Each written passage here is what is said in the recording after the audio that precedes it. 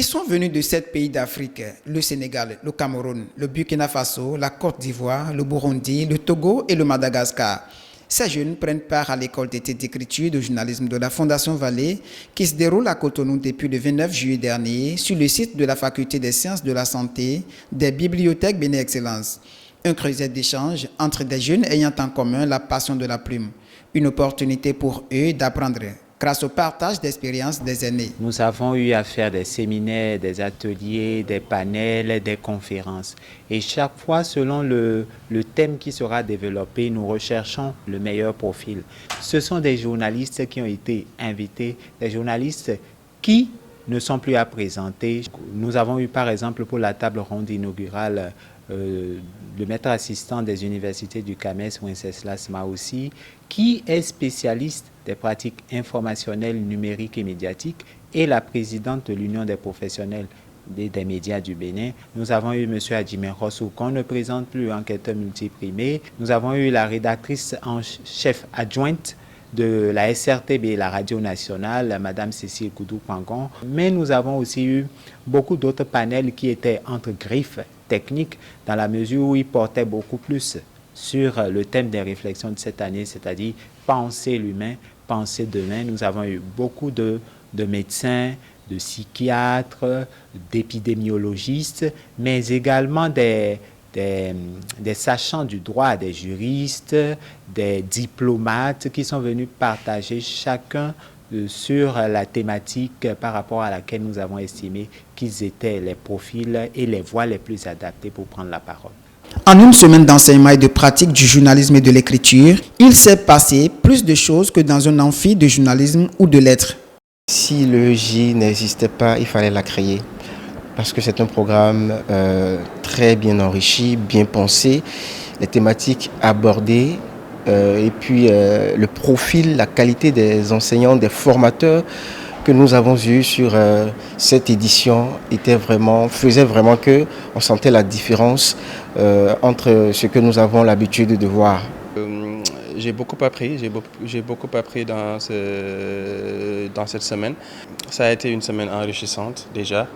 Une semaine aussi épuisante quand même, parce que le rythme est assez soutenu, mais quand même dans le bon sens, parce que chaque panel qui suit l'autre est encore plus intéressant.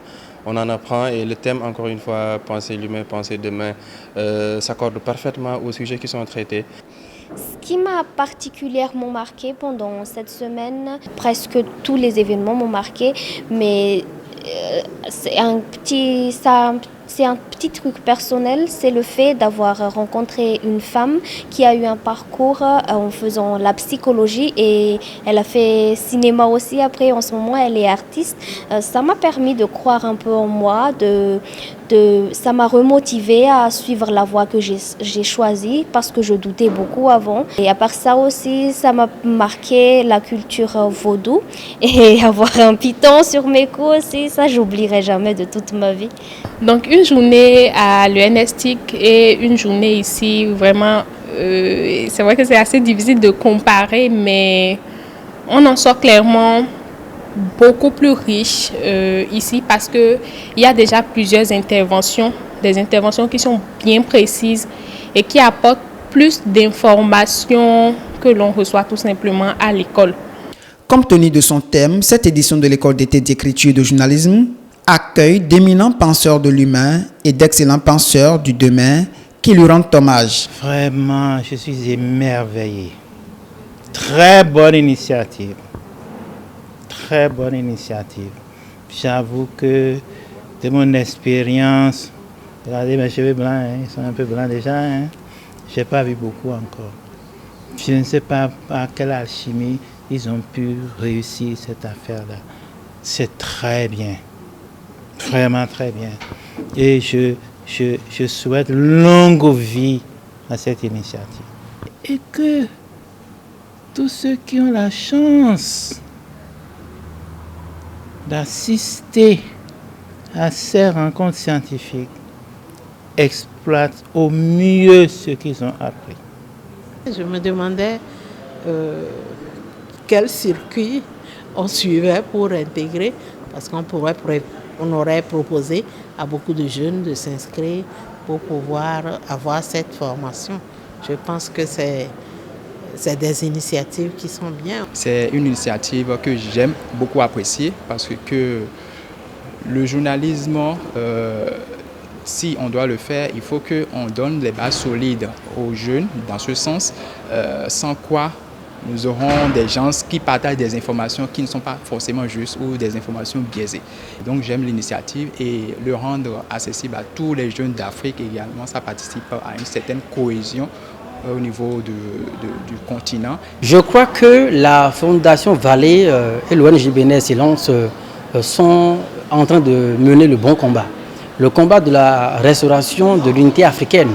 Le combat qui consiste donc à créer un espace de dialogue, de mise en relation entre des jeunes venus donc de plusieurs pays, ayant été socialisés dans plusieurs contextes, pour pouvoir leur offrir les éléments, les notions élémentaires dans le journalisme par exemple, afin de leur permettre maintenant de co-construire les savoirs africains, les savoirs universels pour construire le développement dont nous avons besoin.